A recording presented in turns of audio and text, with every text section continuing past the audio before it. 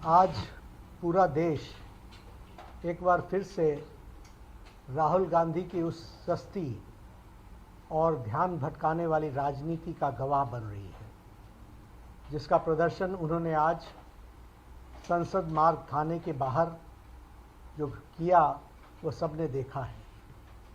राहुल गांधी जी का आज का यह धरना न तो छात्रों के लिए है और न ही न्याय के लिए है। यह कांग्रेस पार्टी की राजनीतिक हताशा का प्रतीक है और राहुल गांधी की फुटेज खाने की भूख है। पूरा देश जानता है कि 20 जुलाई की घटना को लेकर माननीय सर्वोच्च न्यायालय ने पहले ही संज्ञान ले लिया है और पूर्व जज की अध्यक्षता में एक 5 सदस्यीय उच्च अधिकार प्राप्त समिति का गठन भी किया गया है। जब देश की सबसे बड़ी अदालत मामले की जांच कर रही है, तो आज थाने के बाहर जाकर कैमरे के सामने बैठकर राहुल गांधी क्या साबित करना चाहते हैं? क्या नेता प्रतिपक्ष का देश की न्यायपालिका पर विश्वास नहीं है क्या?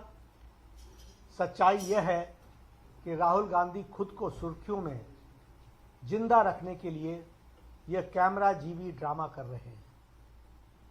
आज जब राहुल गांधी संसद मार्ग में डीसीपी ऑफिस पहुंचे, तो उन्होंने स्पष्ट रूप से बताया गया कि दिल्ली पुलिस की क्राइम ब्रांच पहले से ही 20 जुलाई के सभी मामलों में सघन जांच कर रही है।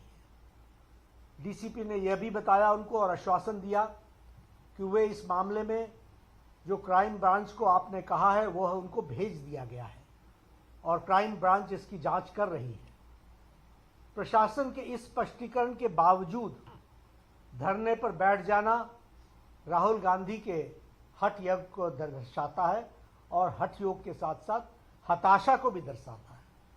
इससे साफ हो जाता है कि उनका मकसद किसी को न्याय दिलाना या जांच करवाना नहीं है, बल्कि सिर्फ हंगामा खड़ा करके कानून व्यवस्था को चुनौती देना है।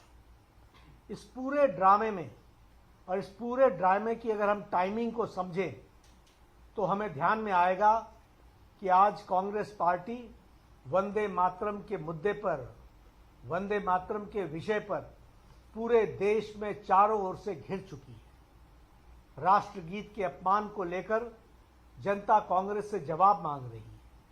कांग्रेस के एक बड़े नेता तिरंगे वाले केक को काटते हुए दिखाई दे रहे हैं, अपने इसी राष्ट्र विरोधी चेहरे को छिपाने के लिए और इस जो भारी फजीयत हुई है उससे ध्यान भटकाने के लिए राहुल गांधी ने आनन फानन में यह ध्यान भटकाने का यह नया ड्रामा रचा है। राहुल गांधी लोकतंत्र और बहस की बड़ी बड़ी बातें करते हैं, लेकिन जब देश के माननीय गृह मंत्री जी ने संसद में उन्हें सीधी चुनौती दी कि आइए संसद में बैठिए, संसद में चर्चा कीजिए, हम हर मुद्दे पर चर्चा करने के लिए तैयार हैं, तो वो पूरी की पूरी कांग्रेस पार्टी संसद की चर्चा से भाग खड़ी हुई।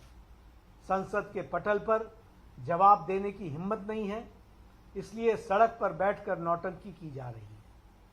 आदरणीय प्रधानमंत्री श्री नरेंद्र मोदी जी के पहले ही उन्होंने कह दिया है कि कांग्रेस एक परजीवी पार्टी है। जो भी पार्टी कांग्रेस के साथ जुड़ती है उससे वो ताकत लेती है और उसी पार्टी को समाप्त कर देती है। अब कांग्रेस पार्टी बच्चों और छात्रों के भविष्य को भी खत्म करने पर आमदा है। भारतीय जनता पार्टी स्पष्ट करना चाहती है कि देश संविधान, कानून और न्यायिक प्रक्रियाओं से चलता है, न कि किसी परिवार के हठयोग या कैमरा के प्रति उनके प्रेम से चलता है। नहीं, राहुल गांधी को यह समझ लेना चाहिए कि जनता उनके इस हिट एंड रन वाले रवैये को और राजनीतिक पाखंड को भली भांति पहचान चुकी है।